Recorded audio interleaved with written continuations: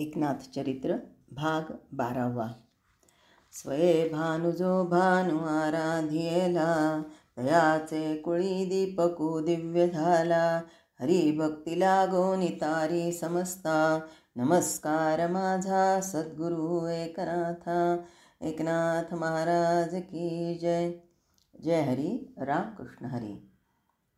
आता एकनाथ आपल्या स्वामींच्याकडेच राहत होता आणि एकदा शांतपणे आणि स्निग्ध नजरेनं गुरुमाऊलींकडे एकनाथ पाहत बसला होता.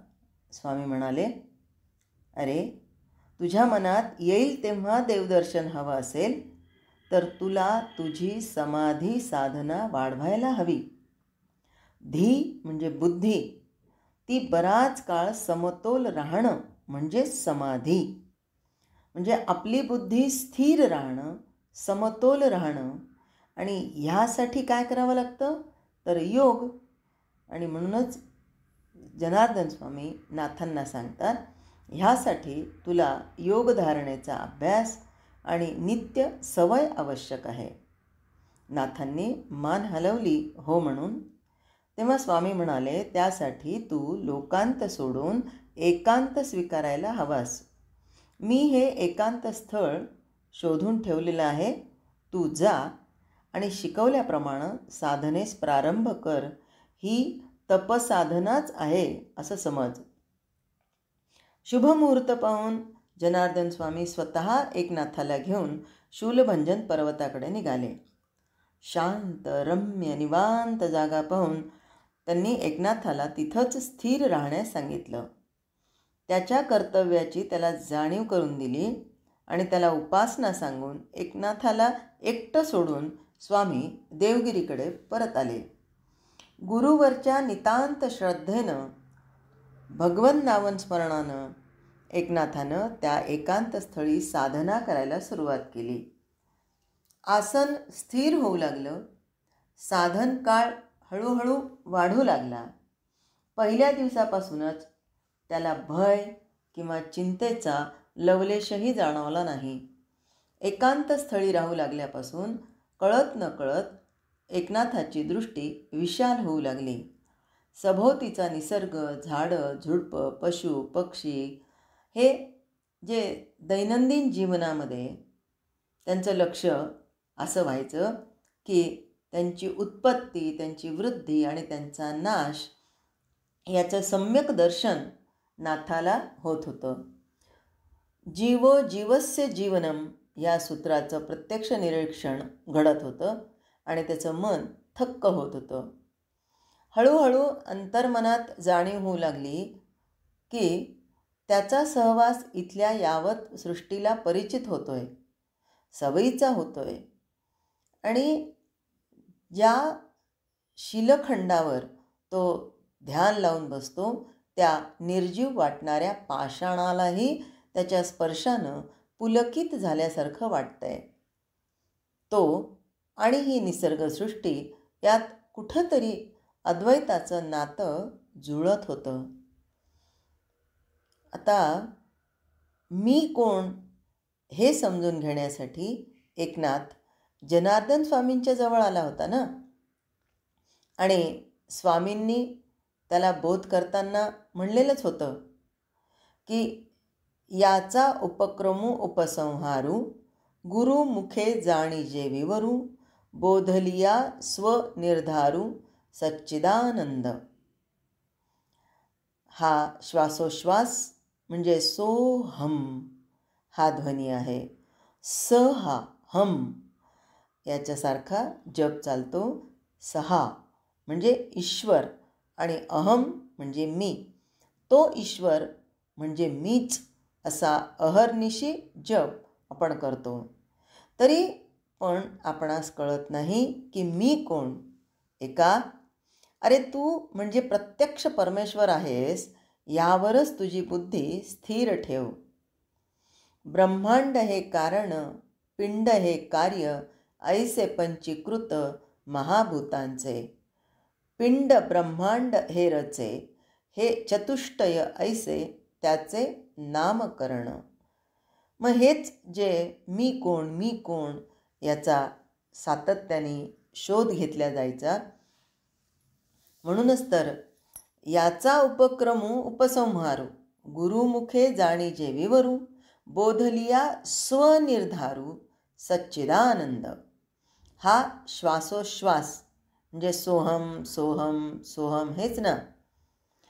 मग हे मीच आहे. अर्थातच एकनाथाला या निसर्ग सानिध्यात दिसत होतं सतत बदलणारं भोवतीचं विश्व आणि माथ्यावरचं आकाश. या बदलणाऱ्या दृश्य विश्वाला आधार देणारी, त्याला अर्थ देणारी एक अद्भुत शक्ती आहे. ती शक्ती न बदलणारी आहे. ह्या शाश्वत वस्तूचं अज्ञान हेच मानवी दुःखाचं मूळ.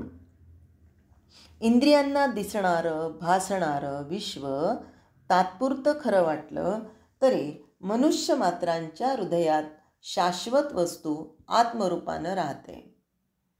अद्वैत वेदांताचे सिद्धांत या निसर्गाच्या जवळीकतेनं नाथाला विशेष समजत होते, मनी ठसत होते. नाथ अल्पवयी असला तरी त्याची विद्वत्ता चौफेर होती. त्याच्या ठिकाणी विशाल प्रतिभा होती आणि हे सारं आत्मसात करण्याचं विशेष बुद्धी सामर्थ्य तर होतंच, पण सहसा दुर्मिळ असणारं सौजन्य त्याच्या रोमात विणलं होतं. शूलभंजनावर एकांतात येताना जनार्दन स्वामींनी त्यांना सांगितलं होतं, ह्या साधना कालात काही विशेष अलौकिक घडलं की तू परत देवगिरीला ये. नाथांना वाटत होतं हा निसर्गाचा आविष्कार म्हणजे विशेष, अलौकिकच नव्हे काय. लगेच त्याला वाटलं, छे छे, हे तर नित्याचंच आहे. आपल्याला विशेष वाटलं तरी हा निसर्गाचा नित्य स्वभावच आहे. एकनाथाची दिनचर्या नियमित आणि कटाक्षानं चालू होती. पहाटे उठून मुखमार्जन आणि स्नान आटोपून तो ध्यानाला बसे. थोड्याच वेळात त्याची दृष्टी अंतर्मुख होई. भगवंताच्या आणि सद्गुरूंच्या अनुसंधानात तो समाधी स्थितीत राहायचा. हळूहळू ही समाधी अवस्था दीर्घावत होती. म्हणजे देहावरची आसक्ती सुटून ती आत्मरूप होत होती. आता त्याच्या अंगी पूर्ण वैराग्य संचारू लागलं होतं. दुपारपर्यंत ही योग साधना आटोपल्यावर सायंकाळी जी काही त्या रानात उपलब्ध फळं असतील ती खाऊन तो उदरभरण करी. उपवास आणि साधना या दोन्हींचा मेळ छान जमला होता. एक दिवस एक गुराखी तिथून आपली गुरं चारायला या बाजूला आला. इतक्या शांत आणि निवांत स्थळी एक तेजस्वी पुरुष डोळे मिटून बसलेला पाहून त्याला आश्चर्य वाटलं. गुराख्यानं जवळ येऊन पाहिलं तर पूर्ण पुरुष वाटणारा माणूस तसा नुकतीच मिसरडू फुटू लागलेला हा तर लहान युवकच होता की. या गुराख्याला वाटलं इथं वाघ, सिंह, लांडगा, कोल्हा असं कुठलंही रानटी जनावर या तरुणावर झडप घालून त्याला फस्त करून टाकेल आणि हा असा एकटा बसला का बरं. त्याला भ्या नाही का काय वाटलं. तो गुराखी वत्सल भावनेनं दुपारभर तिथे घोटाळत राहिला. समाधी स्थिती उतरल्यावर एकनाथांनी डोळे उघडले. समोर एक माणूस आणि गायी, शेळ्या, मेंढ्या पाहून त्याला आश्चर्य वाटलं. न माणसाळलेल्या या भागात हा कोण आला असेल बरं. मुलानं डोळे उघडलेले बघितले आणि गुराखी जवळ आला. हातातली काठी जमिनीवर टेकून तो काठीच्या आधारानं किंचित कलून असा उभा राहिला आणि आश्चर्यानं विचारलं, पोरा, अरे इतक्या घनघोर अरण्यात येऊन खोळ्यावानी इथं काऊन बसलास. अरे तुला रानटी जनावरचं भ्या नाही वाटत का काय. एकनाथांच्या मुखावर स्मित हास्य झळकलं. तो गुराखी म्हणाला, असा किती दिस येतोस बाबा, आणि डोळे झाकून काय पांडुरंगाचं नाव घेतो की काय. एकनाथानं होकारार्थी मान हलवली. पर पोरा, आपल्या सोबत्या सवंगड्याबरोबर यावं, नाहीतर घरीच देवाचं नाव घ्यावं. देव काय नको म्हणतो वय. जा उठ, घरला जा, आणि असा पुन्हा ऐकला घेऊ नकोस बघ. काय येडा का खुळा तू. त्या गुराख्याच्या स्वरात काळजी होती, कळकळ होती. नाथांना खूप बरं वाटलं आणि नाथ म्हणाला, काका मी एकटा कशानं? तुम्ही आहात की माझ्या सोबतीला. अरे पोरा, माझी सोबत कसली घेऊन बसलास? मी माझ्या गुराढोरामागं कुठं बी जाणार. मी काय तुला राखण बसतो वय? पण काका, तुम्ही सुद्धा रोज असेच एकटे दुकटे गुरांमागे हिंडता. तुम्हाला नाही का वाघ सिंहाचं भय वाटत? अरे लेकरा, मला माया बाळपणापासून म्हणजे म्या ननगा होतं ना तेव्हापासनं ही सवय हाय बघ. आणि हा डोंगर माया पाय वाईट खालताय ना. मनसानी म्या कुठून बी गेलो तरी मला समद काही कळतंय बघ. आणि तुझी गोष्ट न्यारी आहे की.